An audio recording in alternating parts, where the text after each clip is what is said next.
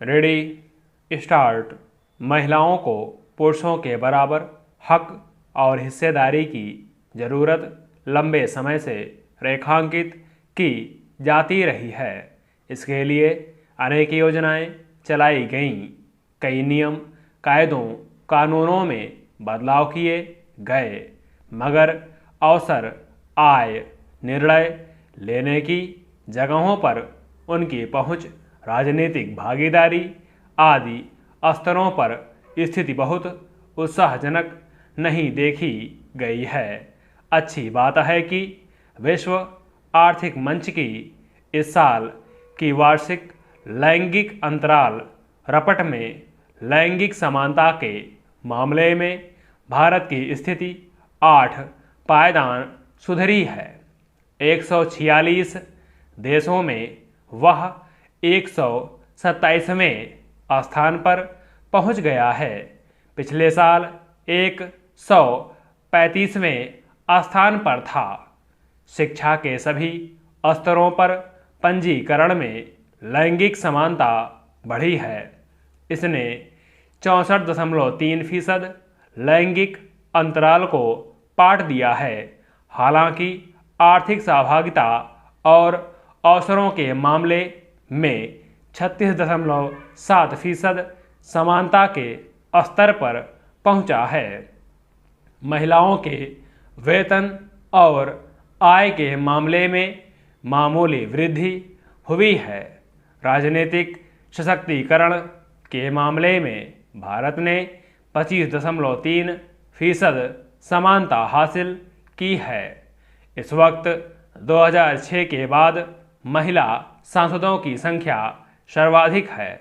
निश्चित रूप से इन आंकड़ों में कुछ राहत का अनुभव किया जा सकता है, मगर इस बात से इनकार नहीं किया जा सकता कि लैंगिक समानता के मामले में यह रफ्तार संतोषजनक नहीं है।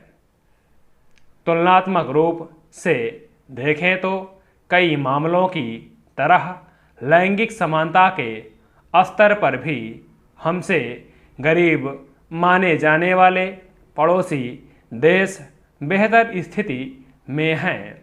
नेपाल, श्रीलंका, बांग्लादेश और भूटान हमसे बेहतर स्थिति में हैं।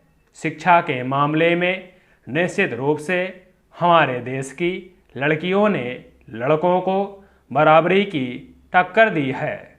वार्षिक परीक्षाओं से लेकर कई प्रतियोगिताओं में वे लड़कों से बेहतर प्रदर्शन करती देखी जा रही हैं। शीर्ष के कुछ स्थानों पर वही मौजूद नजर आती हैं। यह निश्चित रूप से पढ़ाई लिखाई को लेकर लड़कियों के बारे में माता पिता और समाज की बदली सोच का नतीजा है। मगर जब अवसरों की बात आती है तो वहाँ ऐसा ही उत्साहजनक वातावरण नहीं है। तमाम अध्ययनों से जाहिर है कि लड़कों की तुलना में लड़कियों को कम अवसर उपलब्ध हो पाते हैं। फिर वेतन भत्तों में भी लड़कों की तुलना में उनके साथ भेदभाव किया जाता है। दरअसल लड़कियों की पढ़ाई लिखाई को लेकर लोगों के दृष्टिकोण में उदारता तो जरूर आई है, मगर उनकी योग्यता के आकलन में वही पुरुषवादी मानसिकता काम आती है। इस वजह से निर्णय वाली जगहों पर उनकी पहुंच मुश्किल से हो पाती है। महिला सशक्तिकरण का नारा तो अब पुराना हो चला, मगर इस तकाजे पर कभी गंभीरता से ध्यान नहीं दिया गया कि बिना राजनीतिक सशक्तिकरण के महिलाओं का वास्तविक सशक्तिकरण संभव नहीं हो पाएगा। विधायिका में 33% आरक्षण का मामला आज तक दलीय संकीर्णता की वजह से लटका पड़ा है। यहाँ तक कि राजनीतिक दलों के आंतरिक ढांचे में भी उच्च पदों तक उनकी पहुंच मुश्किल से ही हो पाती है। बेशक वे कार्यकर्ता के रूप में बड़ी तादाद में दिखाई दें, पारंपरिक घरों में स्त्रियों की स्थिति पुरुषों की कृपा पर निर्भर करती है। बहुत सारे दकियानूसी परिवारों में खूब पढ़ लिख जाने के बाद भी लड़कियों को नौकरी की इजाज़त नहीं दी जाती।